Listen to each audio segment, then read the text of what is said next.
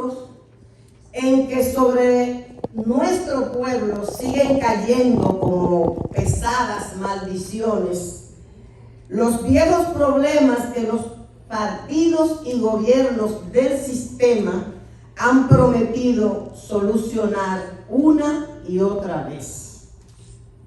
En cada campaña electoral, los candidatos de esos partidos se desbordan en promesas de que en caso de llegar o ser confirmados en el poder, trabajarán para dar solución a males tan graves como el de la inseguridad ciudadana, el aumento de la deuda externa, la crisis de la salud pública y la seguridad social, el azote de la carestía de los productos de primera necesidad, entre otros. Sobre este último, bien vale la pena detenerse brevemente por el peso terrible que tiene sobre la vida cotidiana de la población. La inflación, contra la cual todas las personas y entidades que participan en la vida pública se pronuncian frecuentemente, en los últimos tiempos ha adquirido niveles cada vez más elevados y con su empuje arrollador reduce drásticamente la capacidad de compra y por vía de consecuencia la calidad de vida de trabajadores, trabajadoras y sus familiares. No ignoramos ni dejamos de reconocer que determinadas circunstancias internacionales, como el aumento de los precios del petróleo y sus derivados, las consecuencias de la guerra en Ucrania, los costos cada vez más altos de los fletes, entre otros factores, influyen poderosamente en los niveles de inflación en nuestro país. Tampoco ignoramos que el gobierno actual toma medidas tratando de neutralizar los efectos de la inflación, pero son medidas paliativas, superficiales, de efectos circunstanciales e inmediatos, porque no pasan del otorgamiento de subsidios a determinados sectores de la producción y el mercadeo, o la importación de productos agrícolas que no vienen sino a competir con los que debieran producirse aquí. Esas medidas gubernamentales pasan por alto el hecho esencial de que la forma más eficaz y, en definitiva, la única que tiende a dar solución radical al problema de la carestía es el incentivo y el aumento de la producción nacional. La creación de condiciones que permitan al país abastecerse a sí mismo, aminorar las importaciones de productos agrícolas y manufacturas que con toda su carga inflacionaria, y darle la prioridad que merece el productor nacional, víctima por excelencia de todas las fórmulas neoliberales a las cuales se han plegado todos los gobiernos de las últimas décadas. Solo así la República Dominicana alcanzará la anhelada soberanía alimentaria. La riqueza socialmente producida dejará de concentrarse en una reducida oligarquía y la república dejará de ser lo que hasta ahora ha venido siendo: el país latinoamericano que más crece económicamente y al mismo tiempo uno de los más desiguales en términos de distribución de la riqueza. Ese ha sido el orden económico de injusticias creado a lo largo de toda una época por los sucesivos gobiernos. Una minoría disfruta de los privilegios de la riqueza creada y la gran mayoría, compuesta mayoritariamente por sectores trabajadores, se ven cada día más marginada y excluida de los beneficios de las riquezas que ellas y ellos mismos crean. Con la agravante de que esa misma concentración del poder se da en el campo de la vida política y en el ejercicio de las funciones del Estado.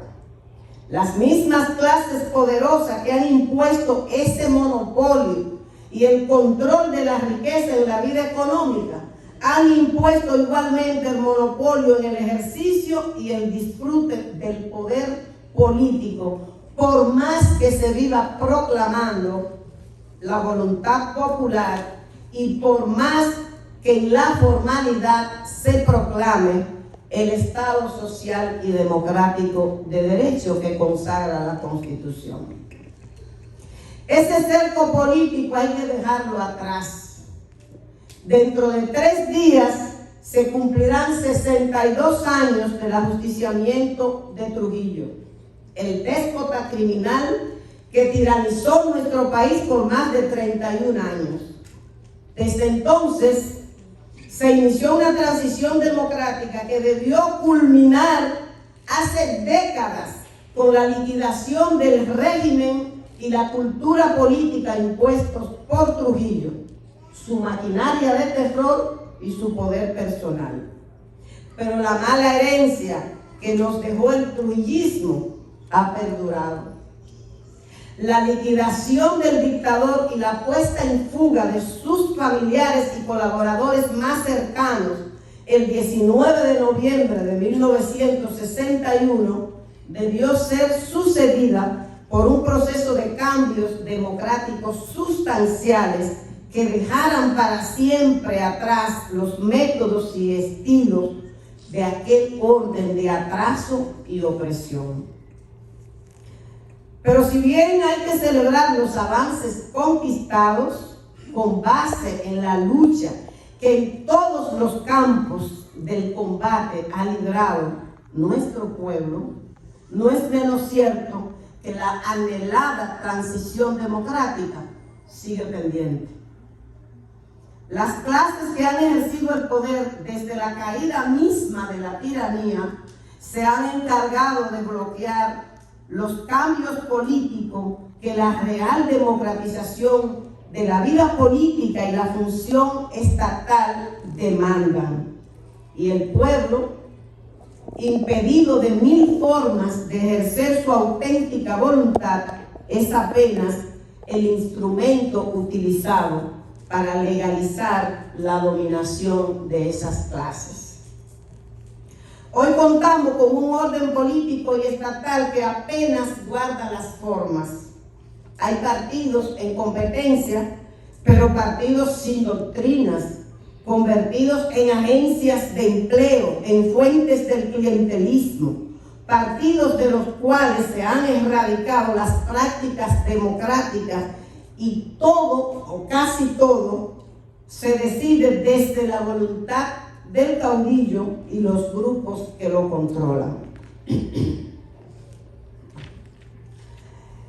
Y el Estado y los diversos gobiernos que debieron ser los mejores garantes del ejercicio de los derechos de los electores han terminado por ser los guardianes del atraso, y cada espacio ha sido preciso arrebatárselo con 1000 batallas, 1000 esfuerzos. Cualquier legislación avanzada debe esperar años y a veces décadas para ser aprobada y promulgada. Y un buen ejemplo en este momento es el Código Penal y las 3 causales. Se insiste en mutilarlo en detrimento del derecho de todo ser humano a no ser discriminado, en detrimento de los derechos de las mujeres y del propio derecho a la vida, porque los sectores conservadores dominantes imponen su voluntad reaccionaria.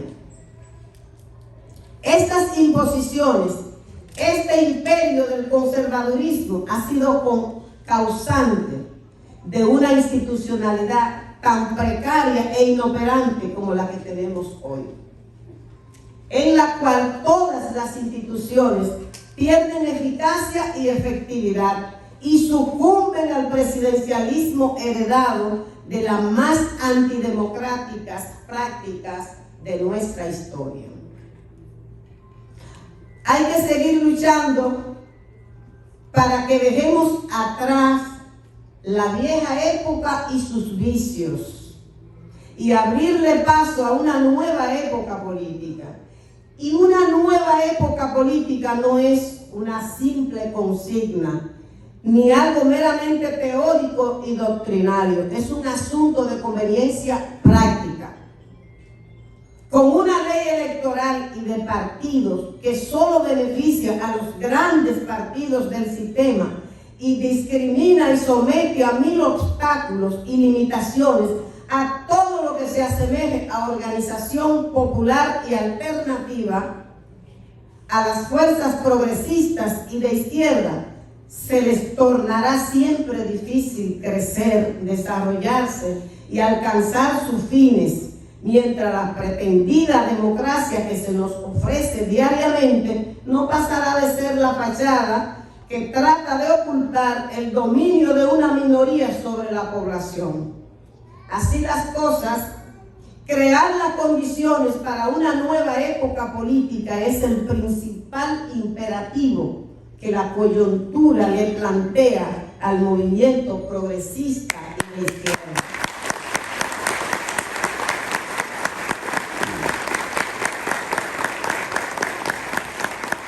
Hemos lanzado nuestra propuesta al ruedo del debate en nombre de esa lucha por una nueva época y bajo la convicción de que esa gran tarea no puede ser obra de una parte, sino de todo el movimiento democrático, popular, progresista y de izquierda en la República Dominicana. He sido planteada como propósito de candidata presidencial de la Unidad Popular Progresista y de izquierda que intentamos forjar. Y así lo he asumido junto a los dirigentes y militantes del Frente Amplio, del Congreso Cívico y de ciudadanos y ciudadanas, amigos y amigas que han también asumido nuestra propuesta. Hemos recorrido el país, o una gran parte del país, realizando conferencias, conversatorios, escuchando a la gente, y en cada uno de esos espacios han quedado planteadas 3 ideas básicas. Quiero ser candidata presidencial de la unidad. Trabajo para lograrlo, con el propósito de contribuir a abrir una nueva época política en el país. Pero reconozco que en el propósito de la unidad también hay otras candidaturas propuestas que tienen cada una mérito suficiente para ostentar la candidatura unitaria. No debe haber dudas alguna de que quiero ser la candidata presidencial de la unidad y de que trabajo para eso.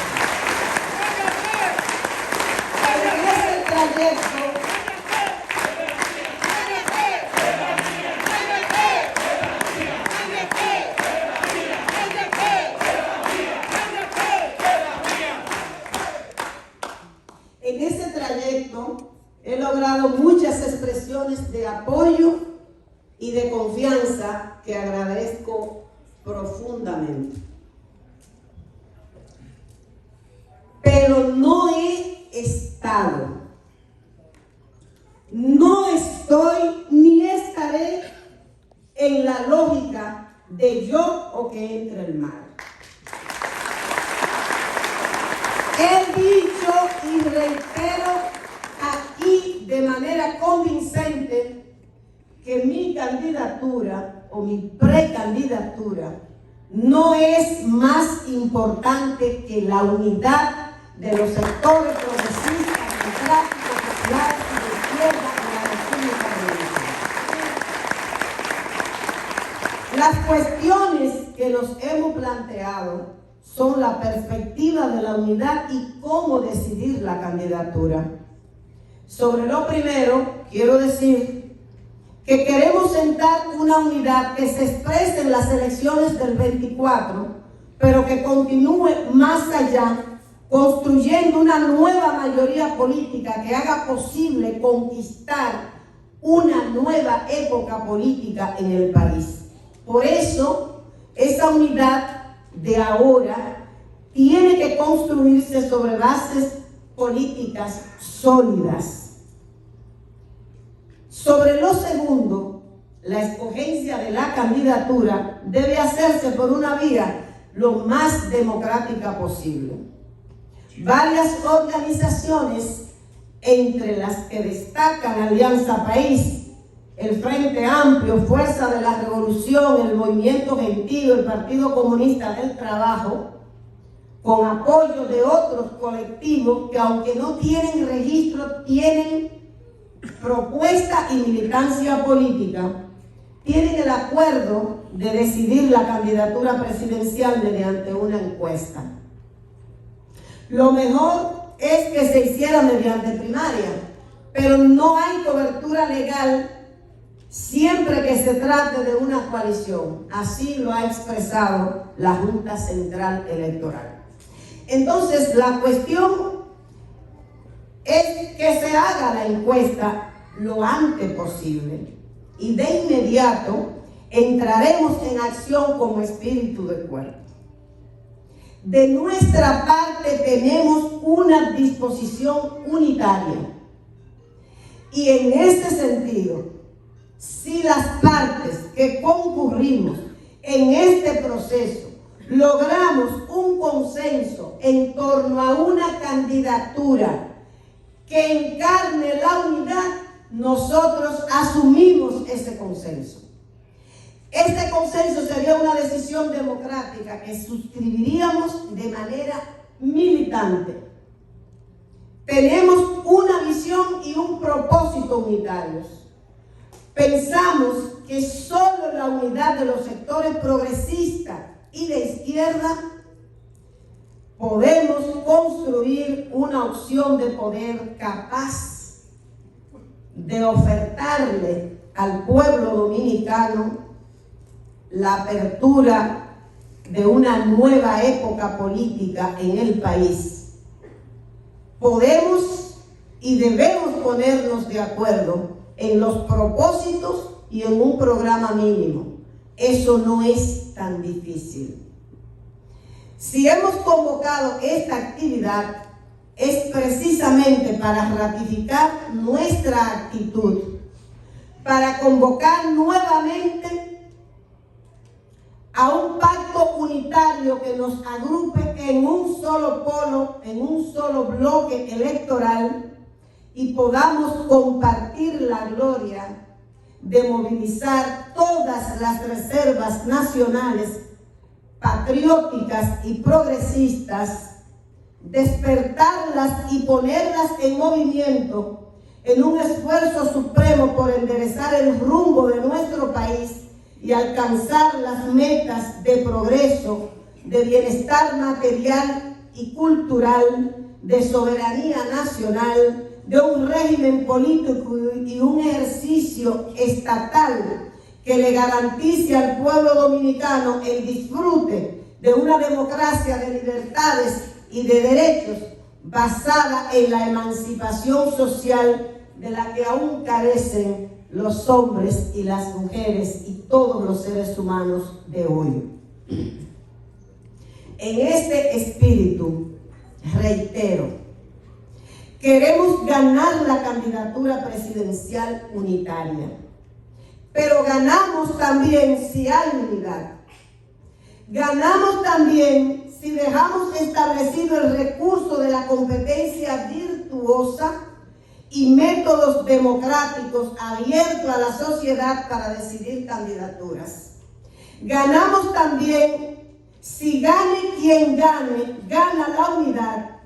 Y si gane quien gane, seguimos juntos y juntas construyendo una nueva mayoría política más allá de las elecciones del 2024. Que viva la unidad popular, progresista y de izquierda. Gracias a todos y a todas por su acompañamiento.